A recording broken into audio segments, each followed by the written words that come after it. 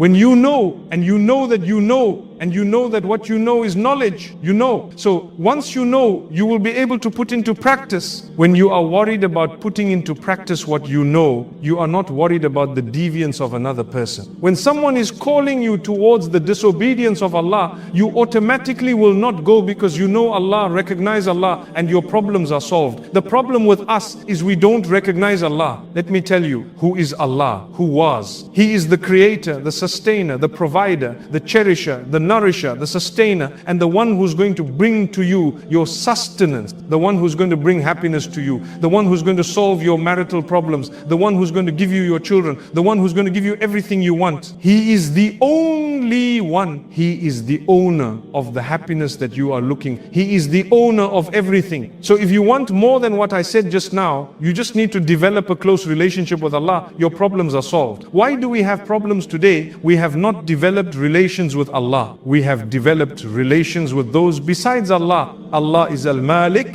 Malikul Mulk. I'm surprised that the one who's asking for the world from someone who is not the owner of it, subhanallah, you're asking for money from someone who's not the real owner of money. Take that money away from them. You are asking for happiness through the disobedience of Allah. How can you get that happiness? Who wants to be happy? All of us. Who wants to be content? All of us. You just obey Allah. Wallahi, Allah will make you content even if you don't have a home to live in. And even if you don't have the next meal, and don't know where it's going to come from, Allah will provide you in such abundance that it is unmeasured. It's not measured abundance. When you bear patience, people tell you, my sister, you have a problem. When you bear patience, what do the sisters say? After 1 year of sabr, after 2 years of suffering, they say, I have made enough sabr. Am I right? They say, I am tired. Allah's not listening to me. But what do you want? Whatever you want. Maybe it's not good for you. Maybe the person you want to marry is the wrong person. Wallahi. You don't know, perhaps you might have children with that person who will be turmoil. They wouldn't be a means of your depression and stress. Subhanallah. Allah knows what will be the outcome of this particular marriage. So He doesn't want it to be. Who is He? He is the owner and the knower of the unseen. He knows what has happened. He knows what is happening. He knows what will happen. He knows what will not happen. If it were to happen, how it would have happened? Allahu Akbar, subhanallah. Allah knows the past tense. He knows the present. He knows the future. He knows that which is not going to be in the future. If it was brought in the future, how it would have happened. He knows that. Do you want to hear the evidence of that from the Qur'an? So I want to give you an example, and I'm giving this example in this city because of a reason. May Allah make it easy for you. I've heard good things about this place, mashallah. You want to get married. You urgently want to get married to someone. You want to marry, subhanallah. And you know what? Allah doesn't open that door. And you're saying, Allah didn't hear me. Surrender to Allah when things happen the way you wanted. Say, Alhamdulillah. It happened. When things do not happen the way you wanted it, say Alhamdulillah 2 times. It happened the way Allah wanted it. Allah looked after you. He protected you. He gave you. He granted you be happy. Life is short. In the future, you might get what you want. And as soon as you get it, you are depressed. You are sad. It turns out to be something you did not expect it to be. Ask those who have what they were asking for from Allah. People are asking for years on end and Allah doesn't give them. Ibnul Qayyim rahimahullah. He says, one of the diseases of mankind is that he doesn't recognize the gift that Allah has given him. When Allah kept you away from something, you don't recognize that that is a gift of Allah because you don't know who is Allah. He is your Lord. He loves you more than you love yourself. Allah loves you more than you love yourself. What is it you want? What is it I want? I only want one thing, and you should only want one thing. Jannah. That's all. This life is short. This life is only 70 years if you are lucky. Some a little bit more. The hadith says the average age of my ummah is between 60 and 70 years. I'm sure you know that. If you are over the age of 70, you are fortunate. Allah is giving you a chance to make peace with Him before you meet Him. I'm not joking. I don't need to lie to you. I don't need to sugarcoat my words. You are beyond 70, prepare for the meeting with Allah. But that does not mean that if you are less than 70, you can do what you want. Astaghfir. So, my beloved daughters, my beloved sisters, my mothers, one of the diseases mentioned was that a person is ungrateful. not seeing the gift of Allah, by Allah keeping them away from something, or Allah giving them something they really did not want, and they don't understand this is the gift of Allah. It came to you, it came to your door, and when they are making dua to Allah, Allah, take me out of this, take me out of this, take me out of this. And Allah, through His mercy, He says, I'm not taking you out because I know what you don't know. I know if you come out of this, you are going to cry. You're going to cry of Allah. But do you know you're going to cry? But you keep on making dua and you say, Ya Allah, I'm trying. Oh Allah, I'm trying. I am this. I am your slave. I am in worship. But your sujood is no longer sincere. MashaAllah, you start obeying Allah and you start trying to Allah and reading Qur'an and this and that. But you say Allah didn't give you what you wanted. But you know what? Now that you are really trying, subhanallah, what does Allah do? He says, let me give my slave what they want. Subhanallah. Then what happens? Subhanallah. As soon as you get what you wanted, what happens? You ask Allah again, oh Allah, take me back to where I was. Take me back to where I was. Why?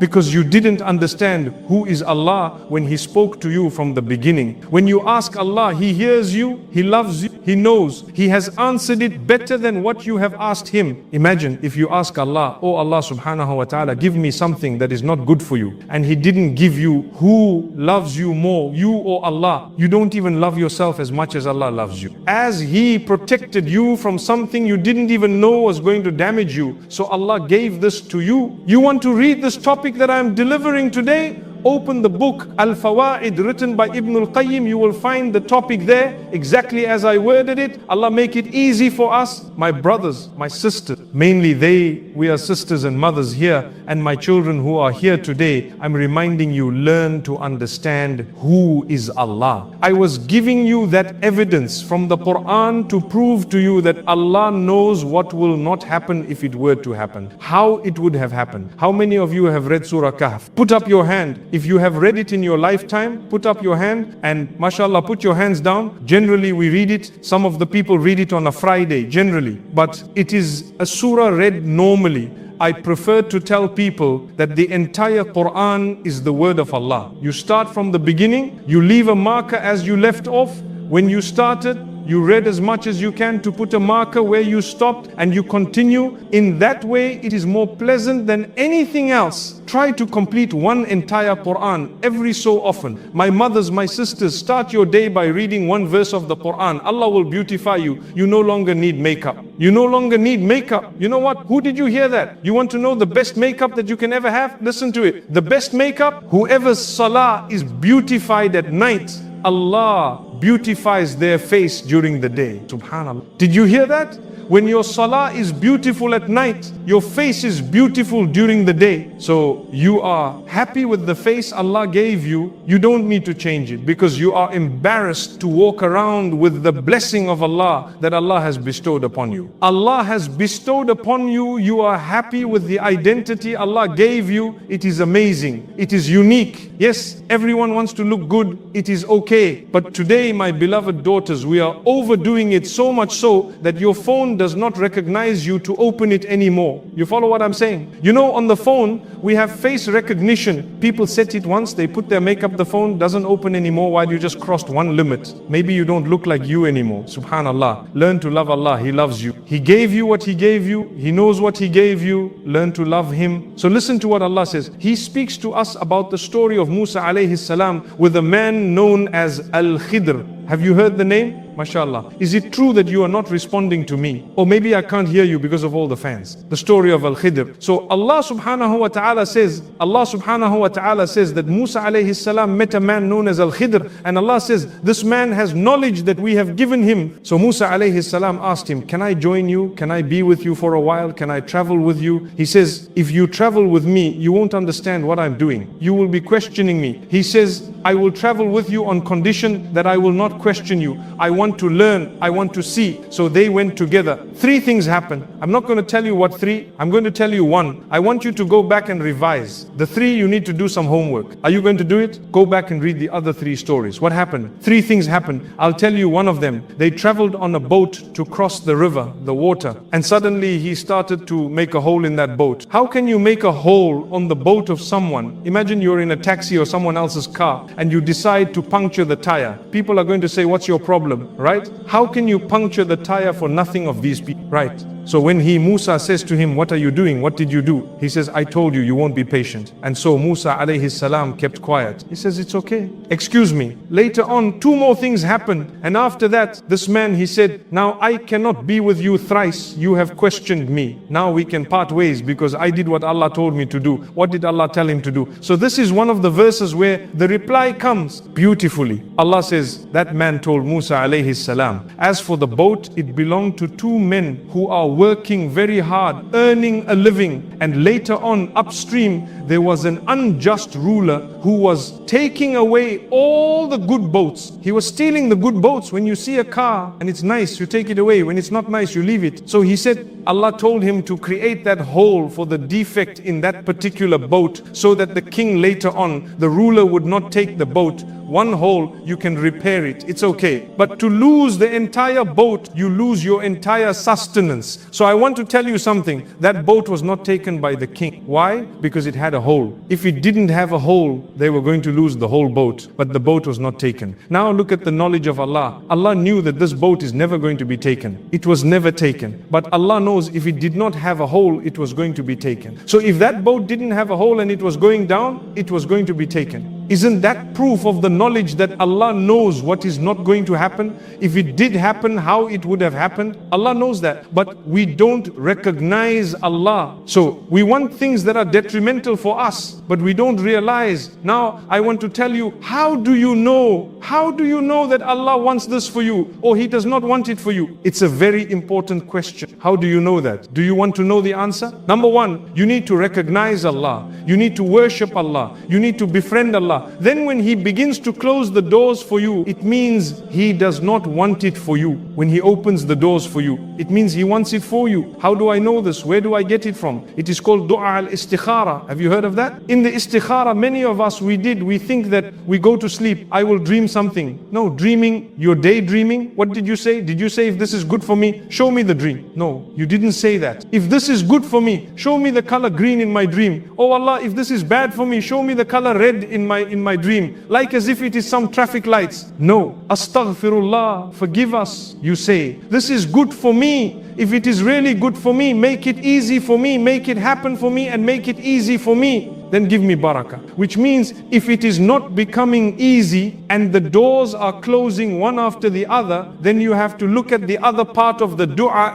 What is the rest of the dua? I'm sure some of you know it off by heart, right? Do you know what that means? It means if this what I desperately want is bad for me, then keep me away from it. Keep it away from me and make me happy with your decree for me. Help me to understand that you don't want it for me. So when the doors begin to close one after the other, after another, and you try whatever you could as a human being, it means Allah does not want it for you. But you need to have a good relationship and a friendship with Allah. You need to have a friendship with Allah. Now that you understand, when you want something, you want a job, you want a spouse, like I say specifically, many of us, we know someone, we want that one, but Allah doesn't want it. He knows something you don't know. How can you close your eyes when Allah gives you mangoes? Do you want to eat bananas? There are no bananas. Mangoes Allah has given you. It's over. Allah gave you the mango. You say, no, I'm not eating the mango. Why would you starve and die of hunger? Die of hunger! It's like a man on the island asking for help. Please listen to this. The helicopter comes, and it lands down there. And they say, come, we're here to rescue. He says, no, I'm waiting for Allah to help me. Are you foolish? You haven't recognized Allah. Allah uses His creatures in order to get things done at times. They are a means. So when you want something and it doesn't come, don't be depressed. Don't be stressed. Don't lose your sleep. Don't lose your life. You need to understand, do I love Allah and do I have a good relationship with Allah? Do you know the answer? Do you try your best to fulfill your 5 daily prayers? If the answer is yes, do you try your best to stay away from haram? If the answer is yes, He loves you more than you love yourself. He will make sure that only what is good for you happens for you, even if it is not materialistic in the world. Today, when we make dua, let's face facts. Many of us are looking for things in the world. Give me a good husband. Oh Allah, give me a rich man. Oh Allah, give me a nice house. Oh Allah, give me good looks. Give me lots of pairs of clothes. Oh Allah, let me be someone everyone can look at and everyone can say, wow. It's good to want good things, but you say, oh Allah, help me that you become a friend of mine. Oh Allah, I love you. Oh Allah, I ask you your love. I ask you your love, and I ask you the love of those whom you love, and I ask you to help me to do deeds that you love. That is how many of us make dua, a beautiful dua. Oh Allah, my beloved daughters, my children, my sisters, my mothers, recognize your Lord. He is in supreme control. He is in control. He knows. All you need is build your relationship with Allah. If you want happiness and you did not get up for tahajjud, make a difference. Don't ever miss tahajjud again after today. Look at what you're doing. Do you really want the help of Allah? Can I tell you something? Are you ready to hear what Allah says? Subhanallah, glorify Allah. At night, in the last portion of the night, it will solve your problems. Allah is telling the most beloved. Who doesn't love the most beloved? What is his name? Muhammad. What is the name? The most beloved. You know what? At night, glorify Allah. Prostrate for Allah. Put your head on the ground for Allah. Declare His praise in a long way. Spending the time with your Maker. Allah is telling the most beloved, the one we all love, undisputed. Allah is telling him, Muhammad sallallahu alayhi wasallam, do something. What does it mean for you and I who have to do that? So tahajjud of many of us we have made when we have a problem, but the next day in the morning we say, I couldn't sleep. Wallahi, I was worried about my problem. Did you call out to Allah? Allah was so busy. I couldn't even think of that. Astaghfirullah, astaghfirullah. So you were awake. The worry kept you awake. You knew you had a problem. You couldn't sleep because you were worried. Did you think to get up and cry to Allah? I am your slave. Oh Allah, you completely take control of me. Who am I? I have nothing. I am a creature of yours. I want you to love me and to take care of me. You will know better than I. What is better for me? I don't know. So you take control. That is why the Prophet ﷺ, what did he used to say? Choose me. Help me choose what is best you choose for me. And don't leave me to myself. Even for the blink of an eye, you must control my affairs. Oh Allah, I'm your slave. If you want me to die, I die now with a smile. You want me to get sick? I get sick. You want me to get better? I get better. Alhamdulillah, alhamdulillahi ala kulli hal. Thanks and praises to Allah on all conditions. And we seek refuge from the condition of those who shall be cast in hellfire. So we make dua on all conditions. I told you earlier, and it is my motto, say Alhamdulillah when things happen the way you wanted them to happen. And say Alhamdulillah 2 times or more when they do not happen according to the way you wanted them to happen. Because now they have happened exactly how Allah always wanted them to happen. Life is short. If you surrender to what Allah wants from you in this dunya, Allah will give you whatever you want in the hereafter. Did you hear that? You do what Allah wants, Allah will do what you want. Did you hear that? Whatever you want, Allah will do it for you. Why? Because in the world for a few years, you did what Allah wanted. You want to hear the verse? Allah subhanahu wa ta'ala says, Allah says, for the people of Jannah, for them will be whatever they wish to have. I always say, if you were to be given whatever you wanted in this world, what was the point of having a place called Jannah? What was the point? What was the point of having a place called Jannah? When Allah already gave you whatever you wanted in this world, Allah says, no, we want to show you what you want and may not give it to you. Not here. Not everyone can have everything. No, you will have some things, other people will have some other things, but we will all be given a fair share of goodness and a fair share of trials and tribulations. Be happy. What is the difference between a believer and the one who does not believe? A believer is always content, whether they are sick, whether they are bankrupt, whether there are problems, whether they have illnesses, whether there are issues. A believer is always happy, but the one who does not believe correctly is always upset, always on edge, always stressed, always angry, sometimes depressed. People say, Allah has forgotten me. Maybe Allah does not know about my life. I have people say that. I'm telling you, my sisters, the ants that are here that we cannot see are being fed by Allah. There is nothing that moves on earth except that Allah has taken it upon Himself